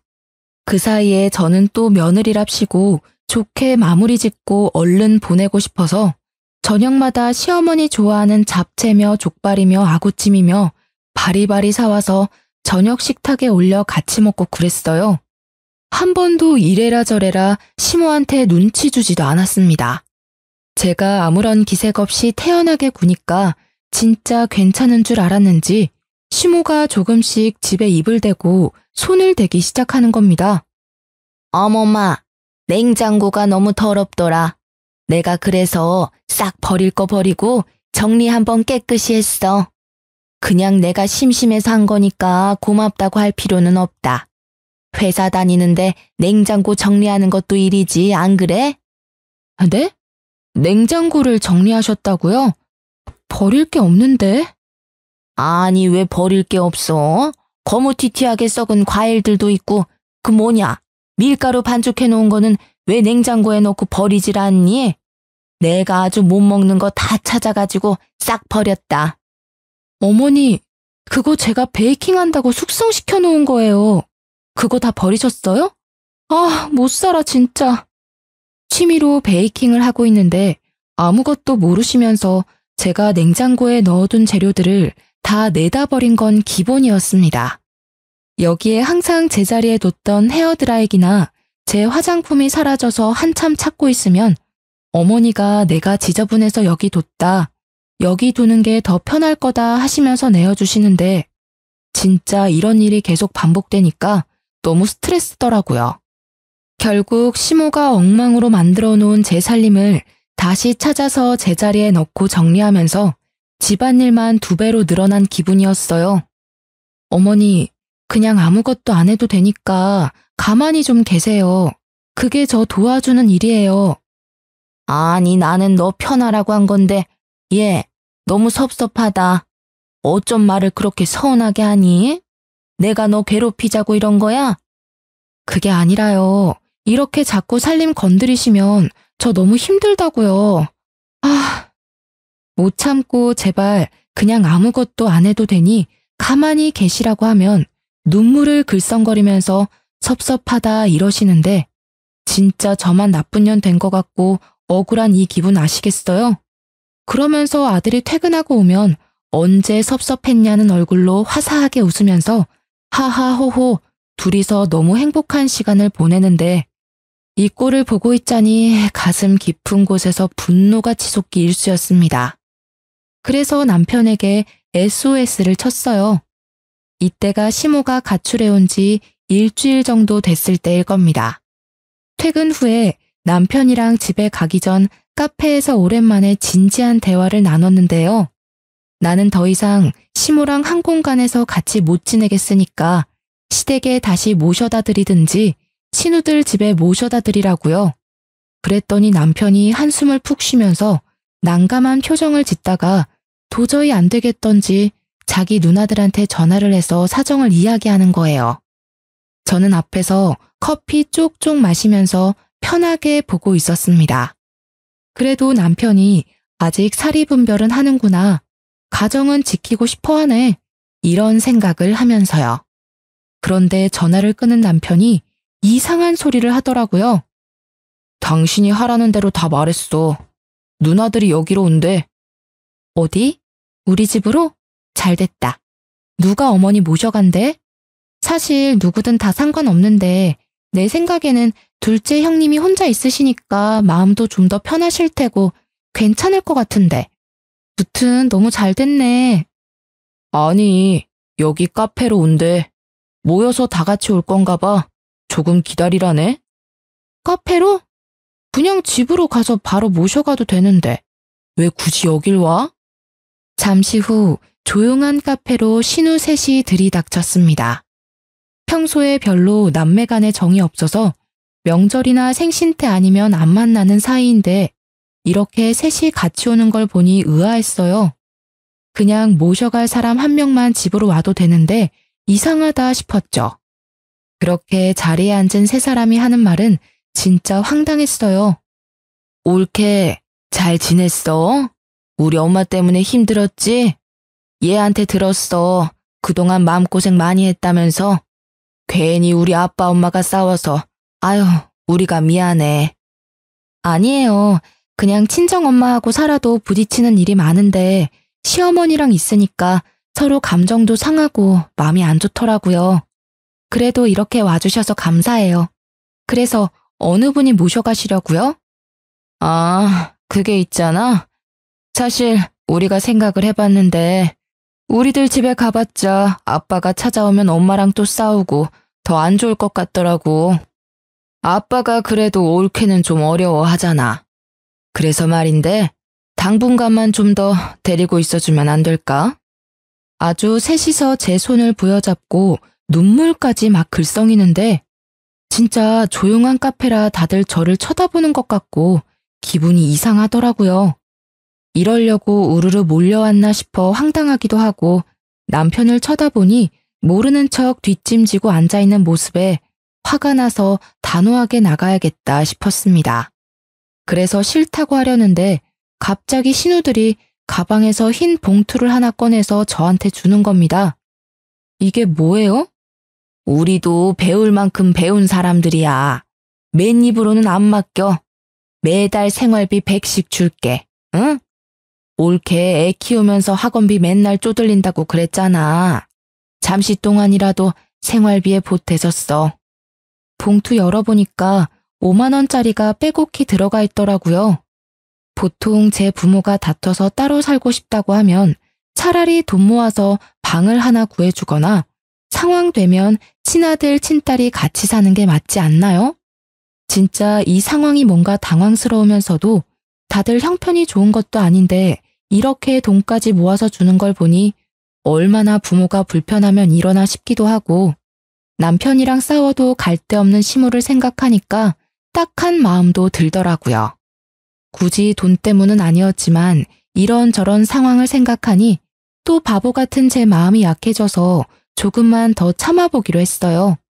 그런데 호의가 계속되면 권리인 줄 안다는 말이 저희 상황에도 적용이 되는 건지는 미처 몰랐습니다. 시모의 집안 간섭은 날이 갈수록 심해졌어요. 원래 저는 맞벌이를 하는데 살림에 관심이 거의 없는 편이라 일주일에 한두 번은 도우미를 불러서 청소 빨래를 몰아 했거든요. 요즘에는 어플도 잘 되어 있어서 경제적 부담도 예전만큼 크진 않잖아요. 그런데 대뜸 시모가 이 사실을 알고 나서 돈이 아깝다며 자기가 대신 할 테니까 도우미를 부르지 말라는 겁니다. 저도 생각해보니 시모가 굳이 한다는데 집에서 뭐라도 하고 싶은가 보다 싶어서 알겠다고 그러시라고 했어요. 그런데 앞서도 말했듯이 시모는 소녀 같은 성격이라 살림에는 젬병이었고 그것 때문에 시부랑 많이 다퉜잖아요. 저희 집에서도 다를 건 거의 없어서 오히려 제가 하는 것만 못하는 상황이라 청소며 빨래며 제대로 되는 게 없더라고요. 매일 입어야 하는 블라우스나 와이셔츠가 세탁된 게 없어 아침마다 발을 동동거렸고 식탁에 말라붙은 양념 자국을 며칠씩 보기도 예사였어요. 그래서 다시 도우미를 부르겠다고 했는데 굳이 자기가 하겠다며 돈 아깝다고 고집을 부리는 시모를 보니 속이 답답하던 거 있죠. 심지어 부부싸움이나 중학생 아들 양육 문제에도 입을 대기 시작하더라고요. 부부가 살다 보면 사소한 문제로 싸우기도 하지 않습니까? 저희도 예외는 아니라서 투닥거릴 때가 있었는데 방에서 말다툼을 좀 하고 있으면 귀신같이 엿듣고 들어와서 남편 편을 드는데 진짜 빡치더라고요. 눈치껏 빠지고 못 들은 척도 좀 해줘야 하는데 전혀 그런 게 없었어요. 그저 우리 아들. 남편도 만년 제 편이 집에 있으니 저한테 더 기고만장하게 굴고 재수가 없더라고요. 중학생이 된 아들 교육 문제에도 어찌나 입을 대던지. 제가 알아서 학원에 잘 보내고 있는데 이상한 정보들을 주워와서 과외를 시켜라, 소수정예 학원에 보내라, 우리 형편에 맞지 않은 혼수를 두니까 중간에서 진짜 미쳐버릴 지경이었습니다. 도중에 몇 번 남편에게 이제 한계라고 말을 했는데 처음에는 미안하다, 좀만 참자, 저 자세로 나오더니 나중에는 익숙해졌는지 어쩌라고 하며 화까지 내더라고요. 진짜 어이가 없어서 귀싸대기를 한 대 때리고 싶었어요. 그래서 아예 많은 사람들이 모인 날에 터트려야겠다 싶었는데요. 마침 며칠 뒤에 시모 생일인데 때가 때인지라 그냥 집에서 시켜 먹자면서 신우들이 모두 저희 집으로 온다더라고요. 시모랑 사이 안 좋은 시부는 시모가 극구 반대해서 못 온다기에 따로 음식을 챙겨드리기로 하고 그렇게 시모 생일날이 밝았습니다. 오랜만에 모인지라 음식도 양껏 시켜 먹고 화기애애한 분위기였어요. 그래서 분위기가 무르익었을 때쯤 입을 열었습니다. 제가 생각해봤는데 어머니 저희 집에 오래 계셨잖아요. 언제까지 아버님이랑 이렇게 떨어져 계실 수도 없고 더 늦기 전에 두 분 사이 좀 푸셔야 하지 않겠어요? 네 아버님이랑은 한시도 같이 있기 싫다니까. 그 영감탱이 하는 말 듣고 있으면 귀에서 진물이 날 지경이야. 내가 여기서 너 살림도 도와주고 하잖아. 너 편하게 일하라고 내가 어디 밥 차려달랬니 빨래를 해달랬니? 내가 다 하잖아. 그냥 나는 여기 방 한 칸만 좀 쓴다니까. 아니, 어머니는 지금 너무 흥분 상태라 말이 안 통하니까 여보나 형님 말씀 좀 해보세요. 저 큰맘 먹고 지금 말하는 거예요. 이제 어머니도 집에 가시던지 그게 영 불편하시면 좀 더 아버님이 편하게 드나드실 수 있게 형님들 댁으로 가시는 게 좋을 것 같습니다. 옳게. 우리가 전에도 말했잖아.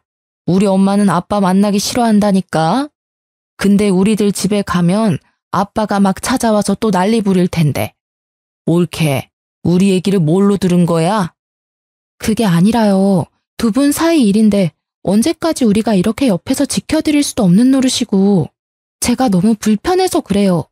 진짜 제가 오죽하면 이렇게까지 말하겠어요. 말하는데 묵혀둔 감정이 터져서 손발이 부들부들 떨리더라고요. 아니 사람이 좋다 했더니 대체 언제까지 다들 이렇게 책임을 미루려는지 처음부터 단호하게 싫다고 나갔어야 하는데 받아준 제가 잘못인가 싶기도 하고 왜 이렇게까지 강 건너 불구경을 하는지 이해하기 힘들었어요. 친구들에게 물어봐도 다 저보고 호구 잡혔다고 하는데 이제라도 세게 나가야지 안 그랬다가는 평생 모시고 살아야 할지도 모른다는 불안감이 엄습해 진짜 이판사판이다 싶더라고요. 더 세게 한마디 하려고 하는데 남편이 두 팔로 저를 말리는 겁니다. 그래서 남편을 획 뿌리쳤는데 그때 갑자기 어이없게 지켜보던 시모가 악! 소리를 지르면서 그 자리에 고꾸라지듯이 쓰러지는 게 아니겠어요? 순간 시모 생일상이 엎어지고 난리가 났습니다.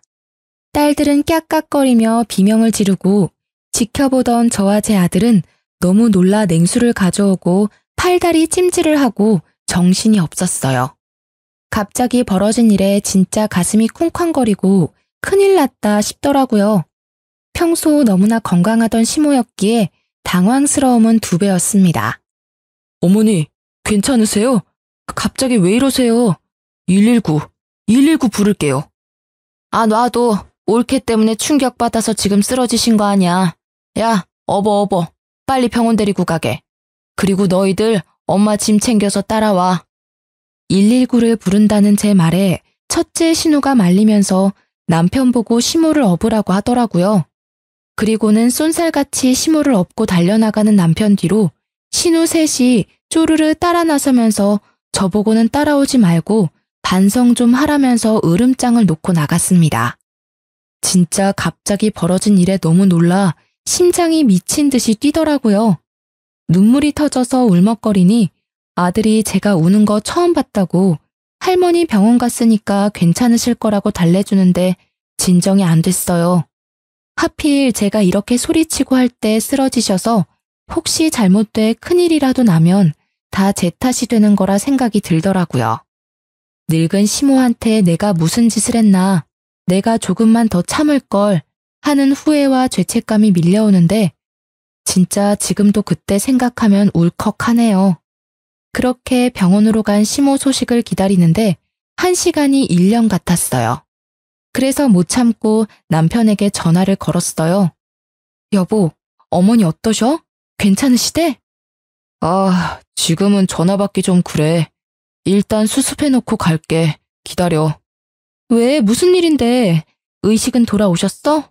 아, 진짜 내가 너무너무 미안해. 의사는 만나봤어? 어머니 괜찮으시지? 아직 잘 모르겠고, 조금 있다가 누나들이 갈 거야. 그때 얘기 들으면 될 것 같다. 남편의 화난 목소리에 가슴이 쿵 내려앉았어요. 그날 밤 신우들이 다시 와서 이야기 좀 하자고 하더라고요. 형님, 어머니는 좀 어떠세요? 병원이 어디신데요? 저도 가봐야 하지 않겠어요? 아, 진짜 너무 걱정돼서 미치겠어요. 옳게. 다행히 평소에 건강하고 일찍 병원 가서 괜찮다는데 스트레스가 심해서 당분간 안정 취하면서 좀 편하게 있으라더라. 아, 진짜 늙은 우리 엄마 불쌍하지도 않아? 우리가 오죽하면 그렇게 부탁을 했겠어. 근데도 그렇게 화를 내니까 스트레스 받아서 늙은이가 쓰러지지 안 쓰러져? 저는 그냥 너무 답답해서 그런 건데 이렇게 쓰러지시기까지 하실 줄은 몰랐어요. 어쨌든 엄마가 옳게도 힘들었을 거라고 이해를 하더라. 우리 엄마 그러고 보면 참 대인배야. 나 같으면 가만 안 있었을 텐데. 무튼 제발 부탁 좀 할게. 우리 엄마 옳게 때문에 이렇게 쓰러졌으니까 회복할 때까지만이라도 좀 봐줘. 아들 있는 데가 제일 맘 편하다는데 우리가 뭘 어떡하겠어? 결국 저만 희생하면 되는 문제더라고요. 시모가 제 이야기 듣다가 쓰러진 건 맞는 거고 병원에서도 스트레스 때문에 안정을 취하라 했다는데 아들 집이 세상에서 제일 편하다면 저로서는 할 말이 없는 거였습니다. 지금 생각해보면 정말 답답하고 억울한 일이지만 그 당시 돌아가는 상황에서는 빠져나갈 구멍이 없어 보였어요. 이게 가스라이팅이라는 걸까요? 아무튼 그렇게 시모는 그대로 다시 병원에서 돌아와 집에 눌러앉게 됐는데 다시 건강을 찾은 안색이라 너무 감사하더라고요.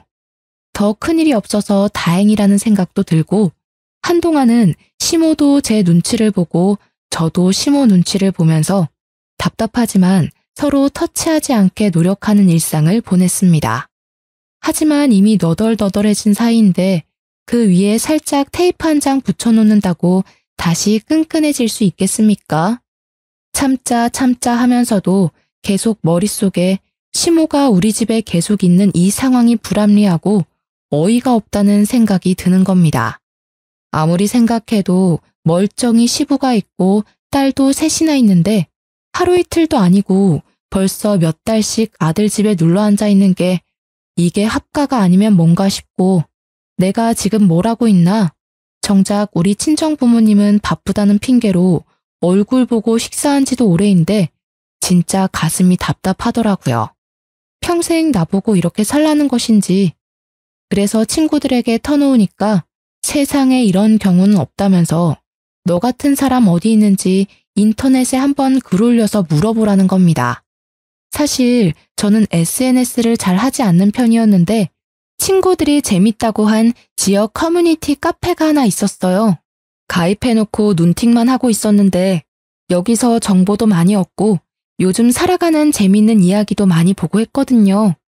혼자서 끙끙 앓자니 이해해주는 사람도 없는 것 같고 힘들어서 익명의 힘을 빌려 인터넷에 글을 써보기로 했습니다. 제가 처한 상황을 처음부터 끝까지 줄줄 써내려가는데 진짜 제가 읽어도 어이가 없고 남의 일이라면 바보처럼 지금 뭐 하고 있냐고 보살이냐고 할 만하더라고요.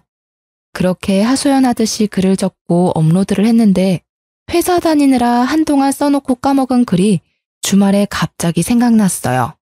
그래서 댓글이 몇 개나 달렸으려나 조회수는 있으려나 하고 들어가 봤는데 웬걸 수백 회가 넘는 조회수에 댓글도 수십 개가 달린 겁니다. 이게 무슨 일이지 싶어서 살펴봤더니 다들 호구 잡혔다면서 세상에 이런 뻔뻔한 시모랑 신우들이 어디냐면서 방송에 제보하라고 다들 제 편을 막 들어주더라고요. 뭔가 위로받고 공감받았다는 생각에 이래서 사람들이 인터넷에 글을 쓰는구나 이해가 될 정도였어요. 제가 성격이 털털하다 보니 이런 이야기를 친구들에게 해도 네가 왜 그러고 사냐고 이해를 잘 안 해주더라고요. 그래서 참 감사하다는 생각을 하면서 사이다 후기는 없다고 답글을 남기려는데 쪽지함에 못 보던 쪽지가 하나 와 있더라고요. 원래 그런 거 잘 안 보는데 그날은 이상하게 보고 싶었어요. 그래서 열어보니 카페 회원 한 명이 묘한 이야기를 하더라고요. 자기가 아는 사람이 이렇게 옳게 참교육시켰다고 자기한테 자랑 삼아 해준 이야기랑 너무 똑같은데 혹시 신우랑 남편이 시모랑 짜고 친 고스톱일 수 있다면서 한번 알아보라는 겁니다. 처음에는 무슨 이런 뚱딴지 같은 소리가 있냐면서 무시하려고 했어요. 그런데 몇 날 며칠을 생각해도 찝찝하더라고요.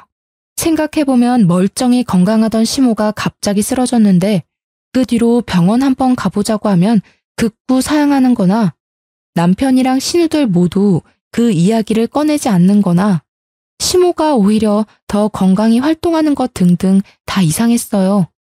그러면서도 마음 한켠으로는 내가 지금 쪽지 하나 보고 무슨 상상까지 하는 거냐면서 죄책감도 들더라고요. 그래서 잊으려고 했지만 도저히 머릿속에서 사라지지 않았습니다. 이렇게 그냥 묵혀두면 또 나중에 이상하게 터질 것 같았고 믿져야 본전이라는 생각에 신우랑 남편을 한번 떠보기로 했어요. 그런데 제가 또 영화나 드라마를 많이 봐서 그런지 한 명씩 떠보면 꼭 말을 맞추거나 제가 또 수싸움에 밀릴 것 같은 거예요. 그래서 한자리에 모이게 해야겠다는 생각이 들었습니다. 여보, 형님들 주말에 우리 집에 초대하면 어때? 갑자기 왜? 무슨 날이야? 아니, 그냥 그때 갑자기 집에 돌아가신 것도 그렇고 좀 마음이 찝찝해서 내가 음식해서 이번에 좀 대접해 드리려고 어머니도 만난 거 보양식 좀 드시면 좋을 것 같아서 죄송해서 그래. 이제 반성을 좀 한 거야? 진작에 그렇게 엄마랑 누나들이랑 잘 지내면 당신도 마음 편하고 좋았잖아. 진작 그러지. 알겠어. 내가 다 불러 모을게. 여보세요? 큰 누나. 누나들 다 이번 주말에 시간 되지? 다 같이 밥 먹자. 주말이 되어 저희 집에 또 신우들이 다 모였어요. 저는 이왕 준비하는 거 상다리 부러지게 이것저것 많이 준비해서 올리고 술도 곁들이려고 거금 투자에 주안상까지 차려놨습니다. 어머, 옳게. 뭐 이렇게 많이 준비했어. 아니래도 되는데. 아니에요, 형님. 제가 그동안 좀 섭섭하게 했었죠. 이제라도 이렇게 맛있는 거 많이 먹고 형제 자매끼리 친하게 지내고 해요. 어머니도 제가 죄송했어요. 아버님이랑 일도 속상하셨을 텐데 저까지 이렇게 마음 불편하게 해드려서 죄송해요. 말이라도 그렇게 해주니까 내가 좋다. 내가 그동안 말을 안 해서 그렇지 너 때문에 눈치 보고 마음고생하느라고 살이 쏙 빠졌어. 아유, 엄마. 무슨 말을 또 그렇게 해. 다 지나간 일인데. 앞으로가 중요하지. 잘 먹을게, 옳게. 먹어. 저 때문에 마음 상했다면서 눈물을 훌쩍거리려는 시모에게 정이 떨어질 지경이었지만 꾹 참았습니다. 남편이랑 신우는 이런 제 마음도 모르고 음식 맛있다면서 쩝쩝거리면서 술 마시고 노느라 정신이 팔렸더라고요. 시모는 제가 차린 상으로 자기 자식들 잘 먹는 거 보니까 흐뭇한지 혼자 있는 시부 생각은 아랑곳 없이 너무 잘 웃으며 있었고요. 이 기괴한 상황에 더 참을 수 없어서 술 기운이 모락모락 오를 때를 기다려서 궁금하던 걸 마구 물어봤습니다. 제일 먼저 타겟은 술 취해서 물 마시러 부엌으로 나온 남편이었어요. 근데 여보, 그날 어머니 쓰러지셨을 때 말이야. 어느 병원에 가셨어? 갑자기 좋은 날에 그 일은 또 왜 꺼내? 아니. 요즘 어머니 기력도 떨어지신 것 같아서 한번 물어보려고. 그날 일이 연관 있는 건지 궁금해서 말이야. 그날 아마 여기 앞에 의원에 가셨지. 에이, 그런 거 신경 쓰지 마. 괜찮아.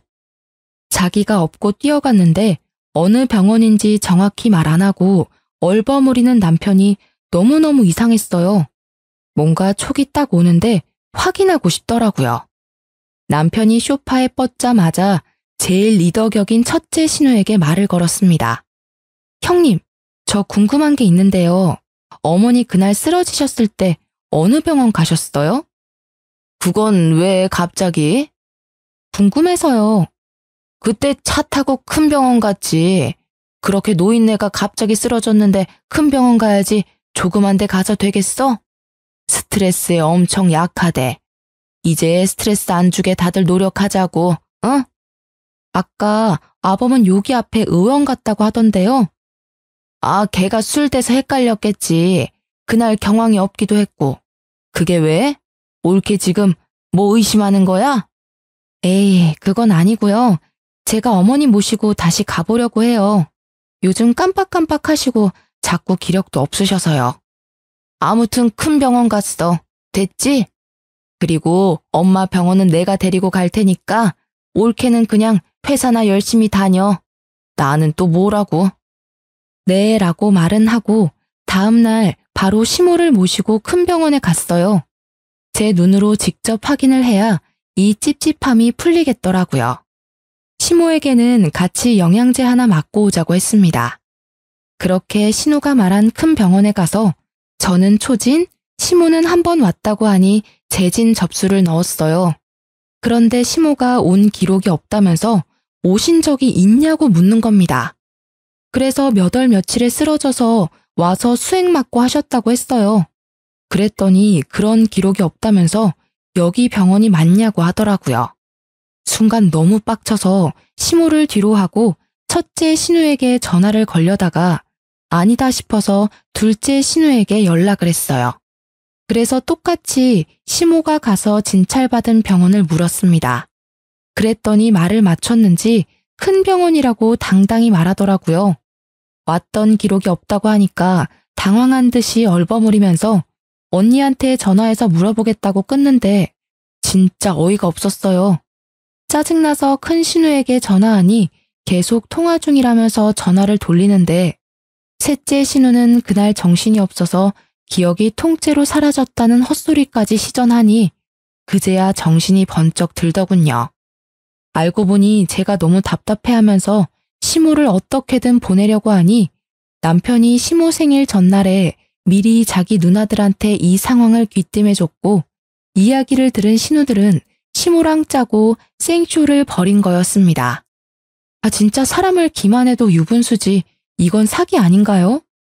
정말 속았다는 생각에 너무 화가 나서 손이 바들바들 떨리고 머리 끝까지 화가 솟구쳐서 토악질이 나올 지경이었습니다. 열이 받아 시모한테 집에 가서 얘기 좀 하자고 하고 남편에게 전화를 걸어 나 속인 거 다 아니까 당장 네 누나들 다 모아오라고 시켰습니다. 그날 밤 쭈뼛쭈뼛하며 들어올 줄 알았는데 세 신우 모두 고개 빳빳이 쳐들고 들어오더라고요. 다들 미친 거 아니에요? 어떻게 사람을 이렇게 속일 수가 있어요? 내가 그렇게 우스워 보였어요? 나 하나 나쁜 년 만드니까 좋았냐고요. 사람을 기만해도 정도가 있지.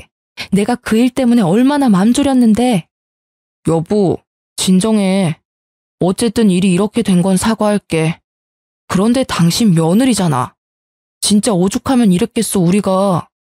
당신이 조금만 봐주면 되는데 그걸 못 봐주니까 이런 일까지 벌인 거 아니야? 당신이 제일 나빠. 그놈의 오죽하면. 딸들은 그럼 뭐 하는데? 말해봐요. 딸들은 어머니 자식 아니에요? 어머니가 불쌍하고 안타까우면 당신들이 들여다보고 챙겨야 하는 거잖아. 왜 나한테 다 떠넘기는 건데? 아니, 옳게. 진정 좀 해. 화난 건 알겠는데 그래도 말은 가려서 해야지. 지금 말 가려 할 정신이 있을 것 같아요? 내가 진짜 지금 욕이 튀어나오려고 하는데 꾹 참고 있는 거니까 그것만 알아두세요. 알아요? 너무 그러지 마. 우리도 할 말은 있어. 우리가 그래서 그때 생활비 하라고 돈 줬잖아. 그거 받을 때는 좋다고 봤더니 이제 와서 왜 이래? 진짜 순간 너무너무 열받아서 참기 힘들었습니다. 바로 가방 안에서 수표 뭉치를 꺼내 신우들 얼굴에 하나씩 던졌어요. 자, 여기요. 그 잘난 푼돈 하나도 안 썼으니까 당장 가져가 이년들아. 옳게 미친 거 아니야? 당신 그만해. 언젠가는 이런 날이 오지 않을까 싶어서 신우들이 100만 원씩 보내주는 생활비는 단 한 푼도 쓰지 않고 모아뒀습니다. 그리고 이 얘기가 나오면 돌려주려고 가방에 넣어놨던 거였는데요.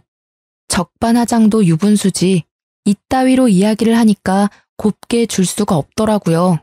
꼴에 지 누나들 건드리는 건 두고 못 보겠던지 이 와중에 남편은 저를 말리려고 달려들었습니다. 화가 너무 나서 그대로 남편 뺨을 한 대 갈겨버렸어요. 야, 어디서 하늘 같은 남편 뺨을 때려? 남편이 남편다워야죠. 마음 같아서는 뺨 100대라도 때리고 싶은데 제 손이 아까워서 참는 거예요. 그러자 시모가 사자후를 버럭 지르더니 그대로 고꾸라지더라고요. 순간 뭔가 싶었는데 거실 테이블을 피해서 옆으로 얌전하게 쓰러지는 걸 보니 이거 또 영국이나 직감할 수 있었습니다. 진짜 배운 게 도둑질이라고 이 상황에서도 자식들이 알려준 연기를 써먹는 걸 보니 진짜 내가 이런 사람들 사이에서 더 있다가는 제정신으로 살지 못하겠구나 싶었어요. 연기하지 마시고 얼른 일어나시죠. 바로 찬물을 가져와 시모 얼굴에 뿌렸어요. 찬물이 얼굴에 닿자마자 시모가 놀랐는지 비명을 지르며 일어나 그대로 주저앉고 울음을 엉엉 터뜨리더라고요. 그 모습에 남편과 신우들 모두 충격이 컸는지 그 자리에 서서 더는 저를 부르지 않았습니다. 미친년처럼 굴고 나니까 진짜 속이 시원하고 후련하더라고요. 왜 진작 이렇게 하고 싶은 대로 하지 않고 꾹꾹 참았는지 진짜 참으면 나만 호구된다는 걸 뼈저리게 느꼈습니다. 좋은 사람이라야 좋게 행동하는 걸 인정해주고 고마워하지 못된 인간들은 좋게 대해줘 봤자 지 잘난 줄 안다는 걸 이제 알았어요. 그렇게 저는 남편이랑 지루한 공방을 거쳐 이혼을 하게 됐습니다. 상호 간의 신뢰가 가장 중요한 혼인생활 간에 시댁 식구들이 힘을 합쳐 저를 기만하고 정신적인 피해를 어마어마하게 입혔으니 모든 책임은 이걸 방관한 남편에게 있는 거였죠. 지금은 매달 아들 양육비를 받으면서 살던 집에 살고 있는데요. 사춘기 아들도 어느새 철이 들었는지 제가 그동안 남편과 시모 사이에 껴서 힘들어했던 것과 신우들의 속임수까지 다 알게 되면서 엇나가지 않고 오히려 저를 다독여주면서 힘내라고 해주네요. 남편은 시부 혼자 사는 집에 시모를 모시고 들어가 셋이서 같이 살고 있다더라고요. 그런데 들리는 소문에는 허구한 날 시모랑 시부가 싸워서 남편이 말리다 못해 주위 이웃들이 경찰까지 부르는 등 동네에서 골칫덩어리 민폐 가족이라고 합니다. 그래서 남편이 회사에서도 일하는데 지장이 있고 이웃들 보기에도 쪽팔려서 먼 동네로 이사를 하고 이직을 생각하고 있다더라고요. 여전히 신우들은 강 건너 불구경하고 있고요. 그래서일까요? 이혼한 지 꽤 됐는데 여전히 남편이 틈틈이 연락이 옵니다. 요지는 시모랑 시부를 황혼 이혼시키고 자기도 이제 더는 부모님에게 손을 뗄 테니 다시 재결합해서 우리끼리 잘 살아보자는 이야기였는데요. 차단을 하고 소송한다고 이야기를 해도 못 견디고 자꾸 연락이 오는데 저는 절대 재결합할 생각이 없습니다. 지금은 회사 열심히 다니고 이제 곧 고등학교 올라갈 아들을 어떻게 뒷바라지 해주고 잘 키울까만 생각하고 있어요. 휴가 때 아들이랑 해외여행 가려고 알아보고 있는데 퇴근 후에는 친구들 만나 술도 한 잔씩 하고 주말에는 등산도 가고 명절에는 집에서 사나흘씩 쉬는 지금의 생활이 너무 만족스럽고 편하거든요. 다시 그들과 엮인다면 지옥불로 뛰어드는 거라는 생각이 들어요. 이혼을 겪으면서 진짜 왜 나에게 이런 일이 생겼지라는 생각을 많이 하고 우울하고 속상한 감정도 많이 느꼈는데요. 생각해보면 다 좋게 좋게 넘어가자고 합리화하지 말고 처음부터 아닌 건 아니라고 얘기했으면 어땠을까 싶어요. 그랬다면 이런 수모는 안 겪었을 텐데 아쉽기도 합니다. 그래도 이제라도 뻔뻔하게 빌붙는 시모와 신우들 그리고 우리 엄마 하며 자기 부모밖에 모르고 아내를 방치하는 남편 비정상적인 그들에게서 벗어날 수 있어 다행이다 싶습니다. 저처럼 가스라이팅 당하는 분들 있으시다면 좋게 좋게 넘기지 마시고 부디 빠르게 이혼하여 탈출하시기 바랍니다. 그럼 이만 제 이야기는 여기서 줄일게요. 모두 건강하고 행복하세요.